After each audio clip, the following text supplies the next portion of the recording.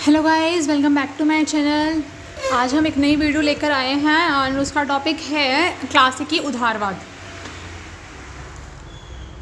तो इसका टॉपिक है क्लासिकी उदारवाद। अब हम सबसे पहले ये देखते हैं कि इसमें से जो लास्ट ईयर क्वेश्चंस हैं वो कौन कौन से आ रखे हैं। लास्ट ईयर में क्वेश्चंस आ रखा है नव उदारवाद क्या होता है, वो 2022 में आ रखा है, और 2021 में क्वेश्चन पूछ रखा है, और 2019 में क्वेश्चन पूछ रखा है उदारवाद और उसकी विशेषताएँ, उसकी अवधारणाएँ क्या क्या होती हैं। तो ये टॉपिक पे क्वेश्चन आ रखा है। सबसे पहले हम देखते हैं उदारवाद क्या होता है। उदारवाद जो होता है, अगर हम एक ब्रीफ में और एक बहुत ही लिटल में उसमें बताऊं तो उदारवाद ये होता है कि जो व्यक्ति की स्वतंत्रता की बात करता है, वो व्यक्ति को अधिक से अधिक स्वतंत्रता की देने की बात करता है कि व्यक्ति अपने व्यक्तित्व के विकास के लिए उसको अधिक से अधिक स्वतंत्रताएँ दी जाए। तो ये कहता है उदारवाद। उदारवाद क्या होता है? एक लचीले दृष्टिकोण को लेते हुए आगे की ओर देखता है, अधिक लोगों के बेहतर भविष्य बनाने का प्रयास करता है। तो अधिक से अधिक स्वतंत्रता की बात करता है। तो रिचर्ड वैलियम एक वो है राजनीतिज्ञ हैं। उन्होंने ये बातें कही हैं कि उदारवाद व्यक्ति की स्वतंत्रता के मूल्य में विश्वास का नाम है, जिसमें विश्वास रखता है व्यक्ति की स्वतंत्रता के मूल्य में। उदारवाद व्यक्ति की स्वतंत्रता में क्या चाहता है? वृद्धि चाहता है। अगर हम देखा जाए तो लॉस्की ने भी ये बात कही है कि उदारवाद के विचार में स्वतंत्रता का भाव जो होता है वो निहित होता है। मतलब उदारवाद का जो विचार है उसमें स्वतंत्रता निहित है ही है, ऑब्वियस बात है। उसके बाद हेलोवेल ने बात कही कि उदारवाद जो है वो जीवन के प्रत्येक क्षेत्र, जो भी बौद्धिक है, सामाजिक है, धार्मिक है, राजनीतिक है, आर्थिक है, सभी क्षेत्र में स्वतंत्रता की मांग करता है। तो इसी को उदारवाद कहा जाता है। तो अलग अलग विचारकों ने इसके विचार, जैसे रिचर्ड वेलहम ने, लॉस्की ने, हेलोवेल ने, इन सब ने यही बातें कही कि उदारवाद क्या है। हीटर ने भी कहा है कि उदारवाद का जो है वो सार तत्व है। तो अगर हम देखा जाए कि सामाजिक स्तर पर जो उदारवादी है वही कहते हैं कि धर्म और नैतिकता के संबंध में हमें स्वतंत्रताएं मिले। आर्थिक स्तर पर वो कहते हैं कि हमें उत्पादन की स्वतंत्रता मिले, स्वतंत्र व्यापार करने की स्वतंत्रता मिले।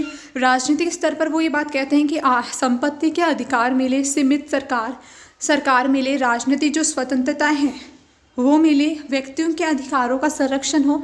तो इस तरह वो राजनीतिक स्तर पर भी उदारवाद की बात करते हैं। उदारवाद की अगर हम विशेषताएं देखी जाए, इनकी विशेषताएं क्या क्या हैं, तो ये मानवीय व्यक्तित्व के मूल्य और व्यक्ति की आध्यात्मिक समानता में विकास। ठीक है, वो व्यक्ति के जो आध्यात्मिक समानता है, व्यक्तित्व है, उसमें विकास की बात करता है। व्यक्तिगत इच्छा की स्वायत्ता में विश्वास, जो व्यक्ति की व्यक्तिगत इच्छा जो होती है उसमें स्वायत्ता की, उसमें स्वतंत्रता में विश्वास रखता है। व्यक्ति की अच्छाई और उसमें निहित जो विवेकता है, ये खाम व्यक्तियों में ज़्यादा विश्वास रखता है। व्यक्ति की अच्छाई में और उसमें जो विवेकता निहित है उसमें विश्वास रखता है। व्यक्ति के कुछ जो अबोध के अधिकार होते हैं जिन उनमें विश्वास रखता है कि जीवन का, स्वतंत्र और संपत्ति का अधिकार जो हर व्यक्ति को मिलने ही चाहिए। उसके बाद कहता है ये अधिकारों की रक्षा करने के लिए राज्य का परस्पर सहमति का अस्तित्व में आना, कि अधिकारों की रक्षा के लिए जो राज्य हैं वो एक साथ जो है मिलकर सहमति में आए हैं। व्यक्ति और राज्य के बीच जो संविधानिक संबंध है वो है आदेश की अपेक्षा कानून द्वारा सामाजिक नियंत्रण की संभावना। जीवन के प्रत्येक जो क्षेत्र है उनमें व्यक्तिगत स्वतंत्रता की बात करता है, धार्मिक, राजनीतिक, सामाजिक, बौद्धिक। वह सर्वोत्तम जो सरकार है, सरकार जो होती है ये कहते हैं कि सरकार जो कम से कम शासन करती है वो सबसे अच्छी सरकार है। उदारवादी तो ऑफकोर्स यही बात करेंगे। इस तथ्य में विश्वास कि व्यक्ति के प्राकृतिक विवेक हेतु सत्य की सुलभता संभव है। व्यक्ति के प्राकृतिक विकास के लिए सत्य जो है वो सुलभता उनकी होनी चाहिए। तो इसकी बात करते हैं। अब हम क्लासिकल उदारवाद देखते हैं। नव उदारवादी क्या होते हैं? नव उदारवादी होते हैं, क्लासिकल उदारवाद जो होता है उसको भी अलग अलग नाम से जाना जाता है। जैसे नकारात्मक, उसको हम अलग अलग नाम से जानते हैं, जैसे कि नकारात्मक उदारवाद, व्यक्तिगत उदारवाद, अहस्तक्षेपी उदारवाद, स्वतंत्र बाजार उदारवाद, एकीकृत उदारवाद, प्रारंभिक उदारवाद आदि आदि। तो इनको हम अलग अलग नाम से जाने जाते हैं। कुछ विचारक हैं जैसे Thomas Hobbes, John Locke, Adam Smith, मार्थेक्स, Ricardo, Bentham, James Mill, J S. Mill, Howard Spencer. इन्होंने ये जो उदारवाद के जो क्लासिक उदारवाद की जो विचारधारा है ये दी है। तो इसमें ये क्या है? चर्च की सत्ता तोड़ दी गई है, व्यापारिक स्वतंत्रता प्राप्त कर ली है, शहरों के जो उदय हुआ है और विकास हुआ है उनके साथ जो मध्य वर्ग है वो नया भी उसका विकास हुआ है। धार्मिक कट्टरता जो है उसके विरोध के रूप में है ये। तो और ये कहते हैं जो जन्म का अधिकार है, जन्म के आधार पर जो भी विशेष अधिकार दिया जाता है उसका विरोध करते हैं उदारवादी। इसमें ये समाज की जो सभी परंपराएं हैं उनका समर्थन करने की बात करते हैं। मुक्त योग्यता के अंतर्गत किया जाता है। ये परिवर्तन, गतिशीलता, विकास, प्रभावन, संचय और प्रतिस्पर्धा में विश्वास रखते हैं। कहीं ना कहीं व्यक्ति उसकी स्वायत्ता पर अधिक बल देते हैं। व्यक्ति एक मूल प्राणी है, मानना बिल्कुल एक नया विचार है, व्यक्तिगत स्वतंत्रता के रूप में होती हैं। और कहीं ना कहीं प्रतिबंध करते हैं कि राजनीति भी हो सकती है, आर्थिक भी, सामाजिक भी, व्यक्तिगत भी जो प्रतिबंध है, बंधनों का अभाव की बात करते हैं। कानून और स्वतंत्रता जो है एक दूसरे से परस्पर संबंधित है, कि मतलब कानून जो है कहीं ना कहीं स्वतंत्रता एक दूसरे से परस्पर संबंधित है और विरोधी भी है।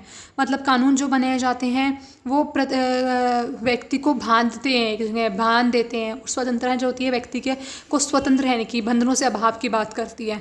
तो एक दूसरे के विरोध की बात करते हैं। क्लासिक उदारवाद की जो प्राकृतिक और ना समझ कर कृत्रिम संख्या माना जाता है, अपने अपने जो व्यक्ति है वो अपने अपने हित की, अपनी अपनी इच्छाएं की बात करते हैं। तो इसी तरह से ये उदारवाद की बात है। तो उदारवाद में ऑब्वियस है, छोटा सा यही है कि इसमें मेन है क्या क्या, व्यक्तिवाद की बात की जाती है, मानवतावाद की बात की जाती है।